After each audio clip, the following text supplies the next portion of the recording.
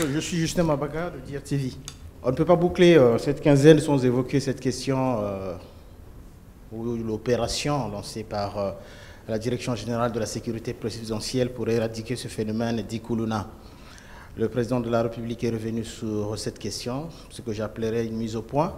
Et quelques jours seulement, nous avons vu les organisations non gouvernementales se monter au créneau, brandir l'effigie, droits de l'homme et les différents accords signés par la République. Que répondez-vous à ces organisations non gouvernementales sur cette opération, je vais le dire, bien appréciée par les Congolais? Alors, vous évoquez l'opération dite Zéro Koulouna qui a démarré depuis quelques semaines dans notre pays. Je me rappelle de notre première quinzaine de l'année 2025. Je crois que 2 d'entre vous avaient posé au ministre de la Communication et des médias.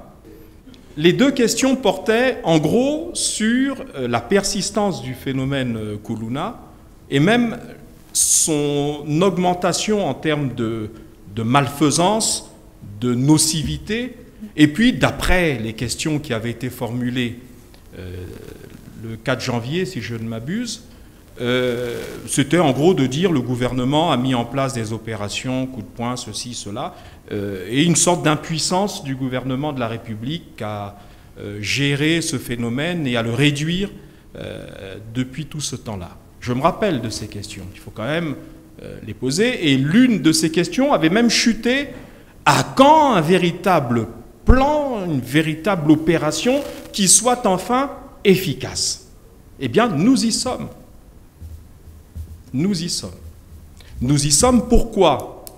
Je crois que le président de la République l'a rappelé. Je ne vais pas reprendre ces mots. Je vais simplement apporter 2 ou 3 indications complémentaires sur le sujet. La première réflexion complémentaire, elle est la suivante.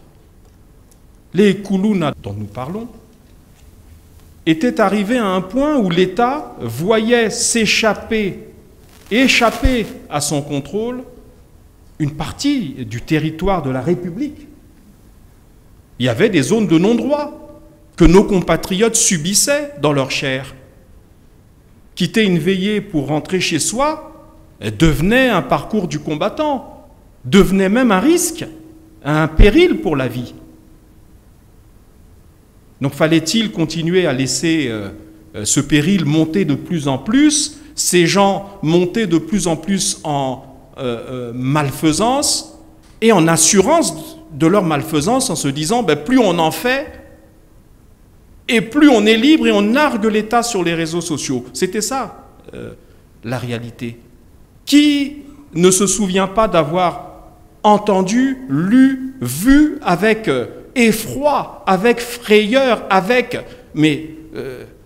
un désarroi important, ces images atroces où on voit par exemple une jeune dame enceinte éventrée par des bébés noirs. Voilà, on ne parle pas d'enfants des agneaux, on parle de grands bandits. C'est ça, des bébés noirs, c'est des grands bandits. Le grand banditisme, c'est cela, c'est pas autre chose. Ah oui, non, que des machettes, donc c'est pas grave, c'est des petits voyous. Non, c'est du grand banditisme. Et de la barbarie, quand on éventre une femme enceinte, et que donc vraisemblablement, je n'ai pas la suite, mais il est vraisemblable que la pauvre dame n'a pas dû survivre. Voilà.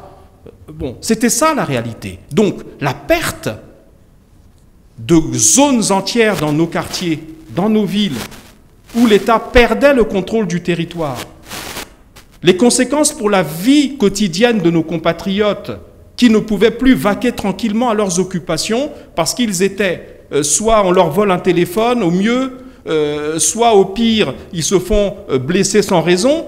Y a-t-il eu un rapport de ces ONG à ce moment-là pour dire combien la barbarie des bébés noirs devenait intolérable? Il n'y en a pas eu. Ah, ils sont toujours prompts à venir attaquer l'État quand l'État prend des mesures, vous l'avez dit vous-même, des mesures qui aujourd'hui soulagent les populations et des mesures donc populaires.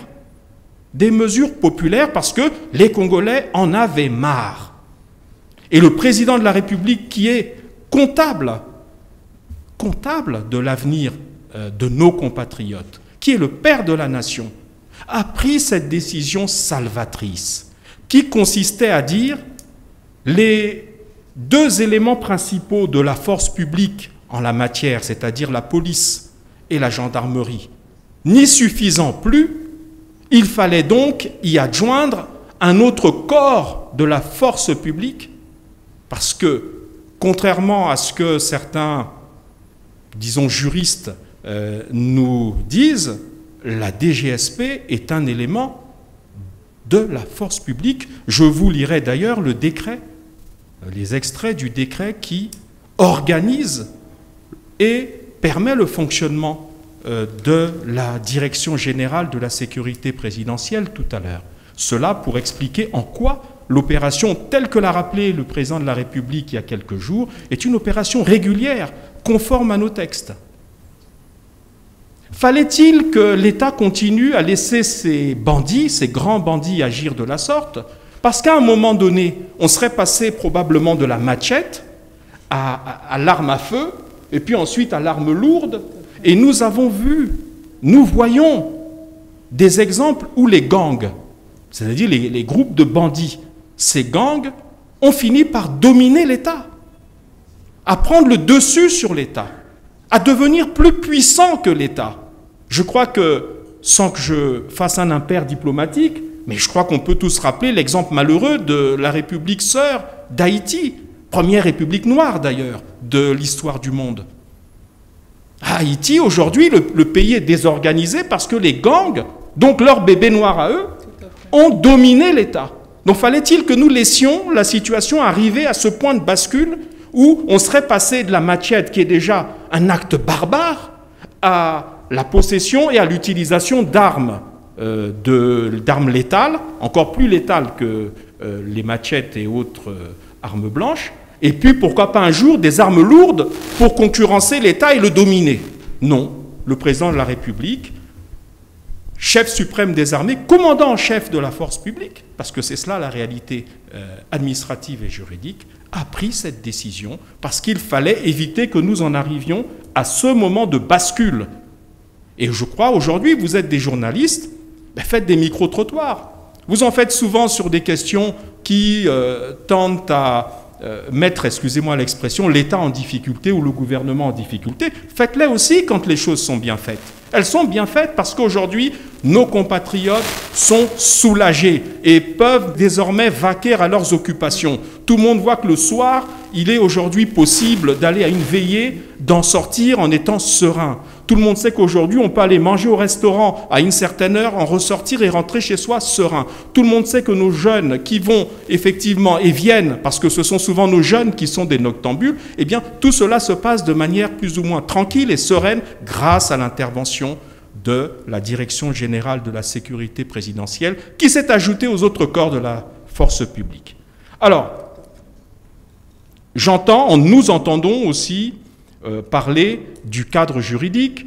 Alors, de ce point de vue-là, je me permets de préciser une chose.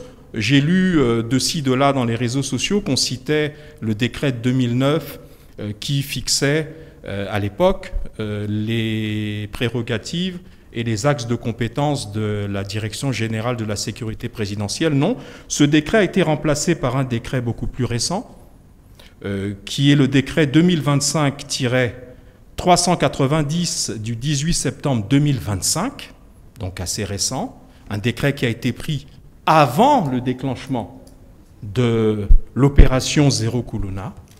Ce décret portant attribution et organisation de la Direction générale de la sécurité présidentielle. Ce décret nous dit dans l'article 1er, la Direction générale de la sécurité présidentielle est un organe technique du ministère en charge de la sécurité qui assure la sécurité du président de la République, de sa famille, de ses hôtes et de ses biens.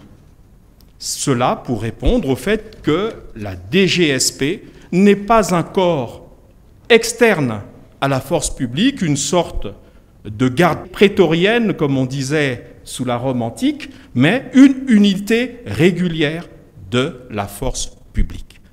En ce qui concerne toujours à l'article 1er ses prérogatives, je vous en lis 2 ou 3 qui sont en rapport avec notre objet.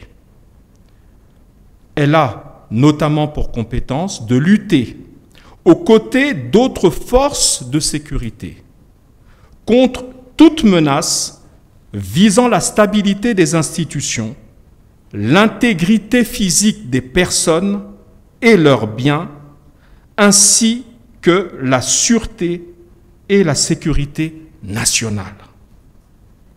Elle est chargée également de contribuer en permanence au rétablissement de la sécurité et de la paix civile au plan national. Enfin, elle est chargée de participer au maintien et au rétablissement de l'ordre public en cas de nécessité, de participer en cas de besoin aux côtés des autres forces de sécurité, aux opérations de sécurité publique, de tranquillité publique et de sécurité publique. Nous avons là les éléments juridiques qui encadrent l'opération actuellement menée, pas seulement par la DGSP, mais par l'ensemble de la force publique. Parce que l'intervention salvatrice de la DGSP a permis, disons, d'accélérer la résorption du problème, mais les autres forces ne restent pas l'arme au pied en disant « bon, la DGSP agit ». Et d'ailleurs, vous avez entendu, monsieur le procureur de la République de Brazzaville, au début de l'opération